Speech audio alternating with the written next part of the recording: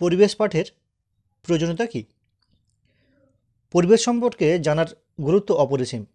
পরিবেশের জ্ঞান মানুষকে তার পারিপার্শ্বিক অবস্থা সম্পর্কে সঠিক ধারণা দেয়, বিজ্ঞানসম্মত ও সামাজিকভাবে মানুষকে সচেতন করে তোলে।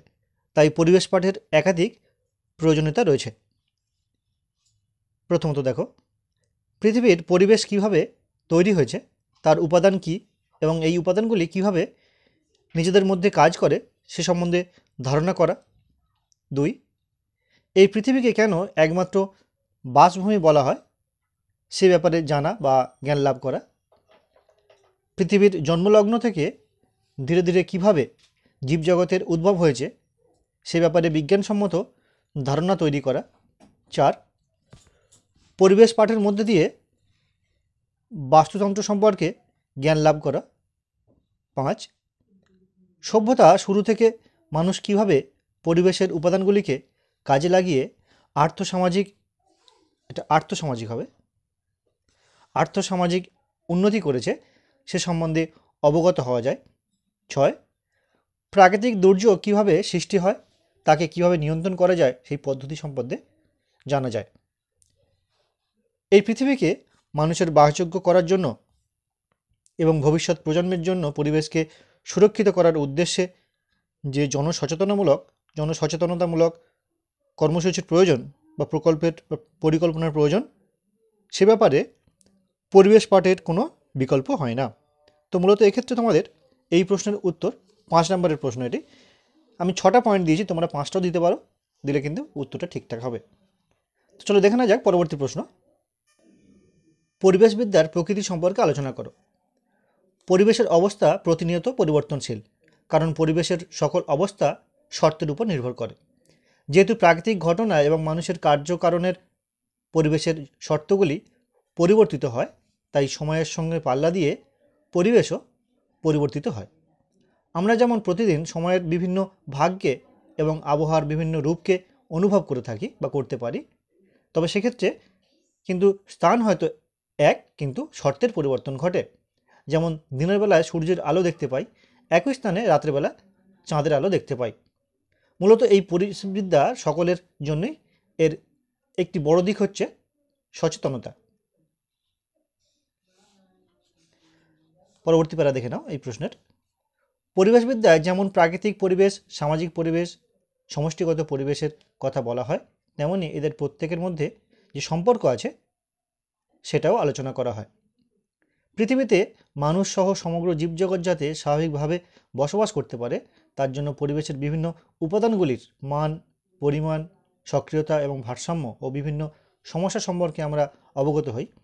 যদিও পরিবেশের উপাদানগুলি সদা পরিবর্তনশীল এবং কতকগুলি নিয়মের মাধ্যমে চালিত হয় এবং আন্তঃসম্পর্কযুক্ত ভারসাম্য অবস্থায় উপনীত হয় এবং যার সুনির্দিষ্ট ক্ষেত্রমান নেই, তাই পরিবেশবিদ্যার প্রকৃতি বহুমুখী।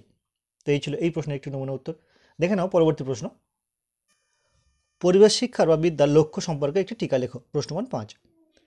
পরিবেশ শিক্ষার একাধিক লক্ষ্য রয়েছে, যার মধ্যে অন্যতম কয়েকটি হলো পরিবেশ সংক্রান্ত গণের সচেতনতা বৃদ্ধি ঘটানো, উন্নয়নের ক্ষেত্রে বিভিন্ন প্রকল্পগুলি পরিবেশ বান্ধব ইকো ফ্রেন্ডলি মুখী করে তোলা, দেশীয় এবং আন্তর্জাতিক স্তরে পরিবেশ দূষণ ও অবক্ষয়ের মারাত্মক পরিণামের কথা বিবেচনা করে জরুরি ও কার্যকরী পদক্ষেপ গ্রহণ করা, মানুষ তার নিজের এবং আগামী প্রজন্মের স্বার্থে পরিবেশকে সঠিকভাবে জানতে সাহায্য করা, অনুকূল পরিবেশ অর্থনীতি ও সামাজিক উন্নয়নের মাধ্যমে মানবজাতির বিকাশ ঘটানো, বাস্তুতন্ত্রের বিভিন্ন উপাদানগুলির সাথে মানুষের সম্পর্ক বুঝতে সাহায্য করা, লুপ্তপ্রায় এবং বিরল জীব প্রজাতিরগুলিকে সঠিক পদ্ধতিতে সংরক্ষণ করা। তো এক্ষেত্রে আমি তোমাদের 7টি পয়েন্ট দিলাম, তোমরা 5টি পয়েন্ট দিতে পারো, যেহেতু 5 নম্বরের প্রশ্ন, তবে 7টি দিলে উত্তরটি ঠিকঠাক হয়। দেখে নেব পরবর্তী প্রশ্ন। বাস্তুতন্ত্রের শক্তি কিভাবে প্রবাহিত হয়? বাস্তুরীতি বা বাস্তুতন্ত্রের শক্তি প্রবাহিত হওয়ার কয়েকটি বিশেষ ধরন রয়েছে। যেমন দেখো, প্রথম ধরন সমস্ত শক্তি প্রবাহের মূল উৎস হলো সৌরশক্তি। সৌরশক্তির যোগান ছাড়া বাস্তুরীতির কোনো অস্তিত্ব নেই। উৎপাদক স্তরে সবুজ উদ্ভিদ সর্বপ্রথম সৌরশক্তিকে সালোক সংশ্লেষের মাধ্যমে নিজের দেহে সঞ্চয় করে এবং তারপর ওই সঞ্চিত শক্তি অন্য স্তরে চালিত করে। অর্থাৎ শক্তি প্রবাহ বাস্তুরীতিতে সর্বদা উৎপাদক স্তর থেকে প্রগৌণ খাদকে পৌঁছাবে, এটাই নিয়ম। পরবর্তী পয়েন্ট দেখো, বাস্তুতন্ত্রে শক্তি প্রবাহ সর্বদা একমুখী।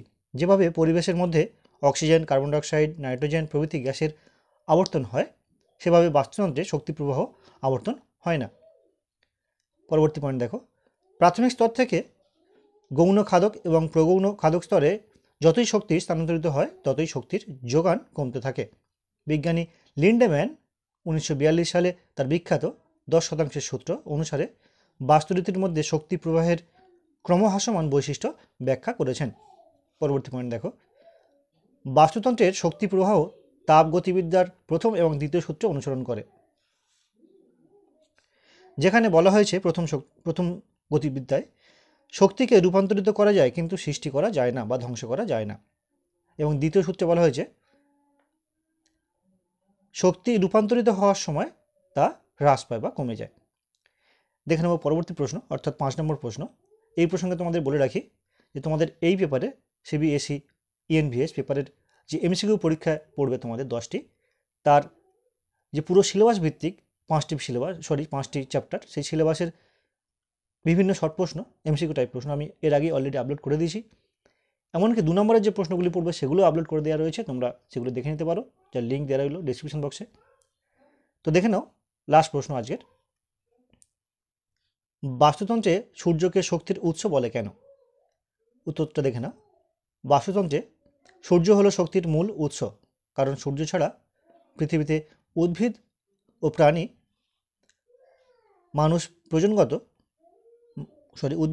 মানুষের প্রয়োজন মতো শক্তি যোগান দেয়। শক্তি যোগান দেওয়ার আর কোনো উৎস নেই, মানে উদ্ভিদ ও প্রাণী মানুষকে প্রয়োজন মতো শক্তি যোগান দেওয়ার উৎস অন্য কেউ নেই সূর্য ছাড়া। সূর্য পৃথিবীকে যে কোটি কোটি বছর ধরে যে আলোক শক্তি পাঠিয়ে চলেছে তাকে রাসায়নিক শক্তিতে রূপান্তরিত করে। প্রথমে সবুজ উদ্ভিদ তার নিজের দৈহিক প্রয়োজন মেটায় এবং অবশিষ্ট শক্তি পুষ্টি বা পোষক হিসাবে খাদ্য অণুর মধ্যে স্মৃতিশক্তি বা রাসায়নিক শক্তিরূপে সঞ্চিত করে রাখে। এই রাসায়নিক শক্তি আসলে অর্জিত শক্তি হয়ে প্রাথমিক খাদকের দেহে সঞ্চিত হয়। যেমন উদ্ভিদ স্তর থেকে শক্তির তৃণভোজী প্রাণীর মধ্যে ছড়িয়ে পড়ে। আবার তৃণভোজী প্রাণীকে খাদ্য হিসাবে গ্রহণ করে। মাংসাশী প্রাণী তার শক্তি প্রয়োজন মেটায় দেহের মধ্যে তাপ শক্তি তৈরি করার জন্য বা গতিশক্তি তৈরি করার জন্য খাদ্য হিসাবে তৃণভোজীদের থেকে মাংসাশীরা এই শক্তি যোগান পায়। সুতরাং শক্তির মূল উৎস হলো সূর্য। এই উৎস থেকে শক্তি ধাপে ধাপে প্রথমে উদ্ভিদ বা উৎপাদকের বা যারা উৎপাদনের মধ্যে, তারপরে তৃণভোজীদের মধ্যে, তারপরে মাংসাশী প্রাণীদের মধ্যে এবং সবশেষে সর্বভোগ প্রাণীদের মধ্যে ছড়িয়ে পড়ে। তাই প্রতিটি জীবের মধ্যে যে রাসায়নিক শক্তি পাওয়া যায় তা হলো আসলে রূপান্তরিত সৌরশক্তি। ভিডিওটি শেষ পর্যন্ত দেখার জন্য সকলকে অসংখ্য ধন্যবাদ।